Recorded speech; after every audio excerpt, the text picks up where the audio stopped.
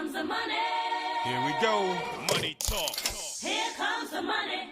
Uncanny X-Men, issue number 19, Legacy issue 641. This is what you call the best comic book of the week. I haven't even read all of my list, but I know this is the best thing that's ever happened. It's a 10 out of 10 comic, written by Matthew Rosenberg, who respects... Let's get to the artist. Look at the colors of this thing. Look at how beautiful it is. Like, look, the penciler drew that in there. She's wearing a white undershirt, let's face it. And then the color artist said, no, you know what's not being represented on this page? Pink. More pink. This is some beautiful... And then there's, orange jumpsuit. There's, I just showed you that page. But, like, the guy's just taking advantage of stuff. I'm showing you horrible pages because this is just the same old.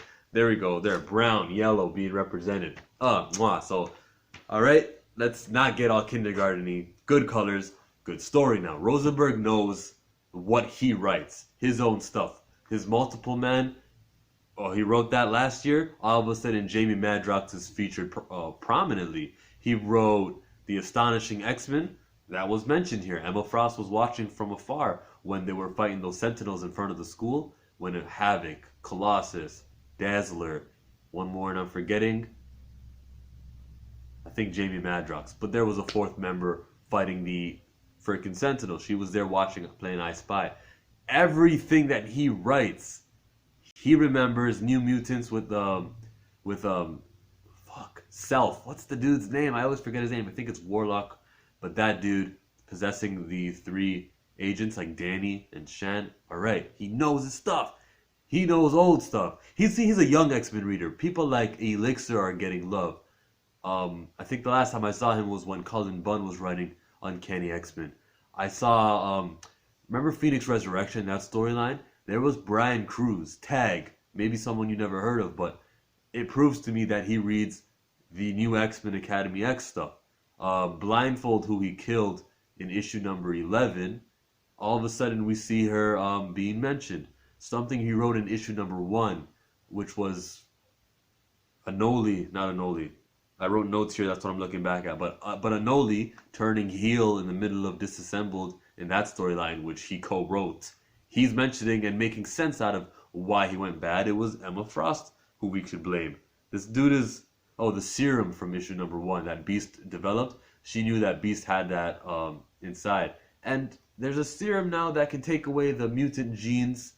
That's always been, but now that's how it got in the hands of the bad guys. Awesome storytelling. Now he's calling back on, his current 19-issue run. We get answers on Sinister. Mystique, too. This is a beautifully written comic book that's referencing his own material. Because he's written so much, he knows that if I don't, who will? Jonathan Hickman won't. I have nothing against Jonathan Hickman, who's the new writer of the X-Men starting, I think, July. We know he's not referencing anything that happened in Age of X-Men, which is the comic series, side series going on right now. He's referencing barely of what will happen in Uncanny X-Men. He's just going to go in his new direction. Because that's the... That's where we are now. Remember when Mark Guggenheim... I promise I'll talk about the comic. Remember when Mark Guggenheim wrote X-Men Gold?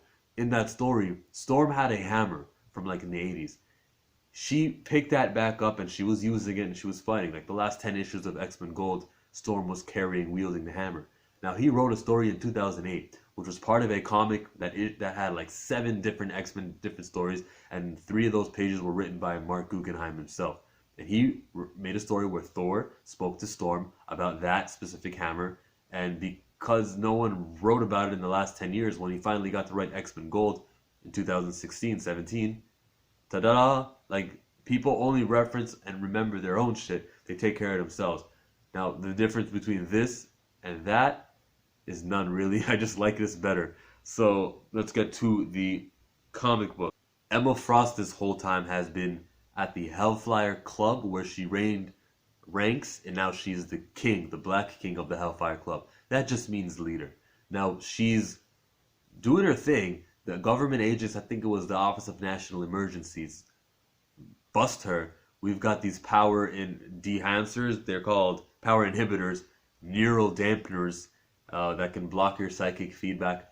I am not with, and I know it exists, I'm not with taking something like a ability, this out of this world, holy, this is a superhero, and having normal Earth technology be able to counter it. Unless it's like Iron Man, or unless you're taking advantage of their power with their power. Like, there's no human equivalent that you can manufacture of psychic ability. Magneto, I know why you can fuck with Magneto, because in Avengers vs. X-Men, Iron Man versus Magneto, Iron Man got a rubber suit, and he worked his way around Magneto. I get that. You can maybe give a guy a headache with magnets, as long as you're working with his power. But there's no like artificial psychic power thing. So I'm not with that. And later on, it was they said that they were gonna permanently destroy the X gene and take away her powers for good. They had the power to do that.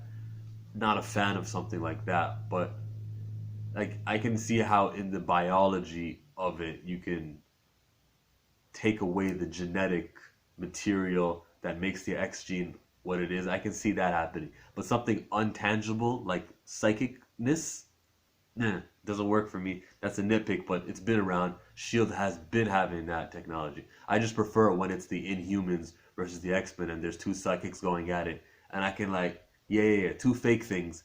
I can come up with an answer in my head easily and how they work out that way.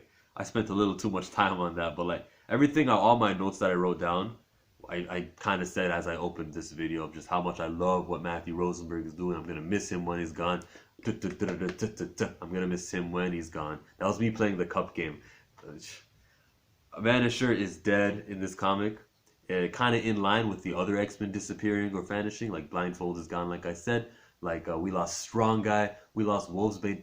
People who story has been told. In the New Mutants, kind of their identity is, we're losing friends. We started with this big group, and now it's whittling down to people. Look, Strong Guy, I don't know if he's your favorite character, but he's not many people's favorite character.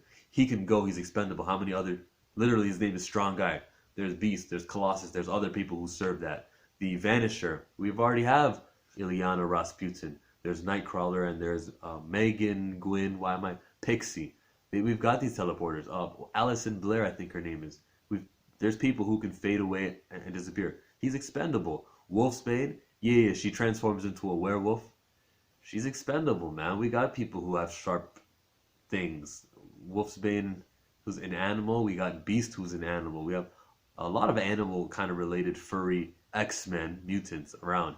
And yeah, the more we kill the New Mutant cast, the more people like Danny Moonstar and Magma get to... Oh, Magma's gonna go too. I was gonna say the more that they can cry wolf, and just be, oh my god, there were so many of us. Cannonball can cry, and everyone. Cannonball needs to lose another sister. The point I was on the verge of making, I was on the tip of my tongue. I was talking about fucking Marvel, the X-Men. Oh wait, losing people. Next person I want them to lose is Magma, or Firestar, because we got Johnny Storm from the Fantastic Four. He's the iconic fire person. Okay, I don't need a Roberto Sunspot. I don't need like all of these fire related people. A little bit much. So let's just. I'm looking at Magma as the next fire related hero to die. He's got like 3 issues left in this comic book series. He's at issue 19. I think it only goes to 22. Maybe wrong. So about this whole comic, I'm giving it a 10 out of 10 from the art to the writing. It's great, man. Mystique this whole time was Captain America, though. So when I was reading that issue like 3-4 issues back, Captain America wasn't really Captain America. It was Mystique faking it. So it looks like Logan, though, has gotten a sense of what he's doing. And he and Psylocke's character, body, they're like the X-Force. They're doing the gritty stuff that the team doesn't need to know about. So he busts into the warehouse. That might not be a good idea, Bub. And he's out there. It looks like there's going to be a fight with Emma. Now, Emma can delete people's memories, but if you're Wolverine, can't your memory re-heal? If that's how memories work, can't it just re-heal that part of the brain? And will the memory also be re-healed? That's the question of the day. That's what the comment section is for. I love when I end videos with a question with a comment to the comment video. Thank you for watching this whole video where I rambled and I started here, went there, down there, down there, and got to finally here.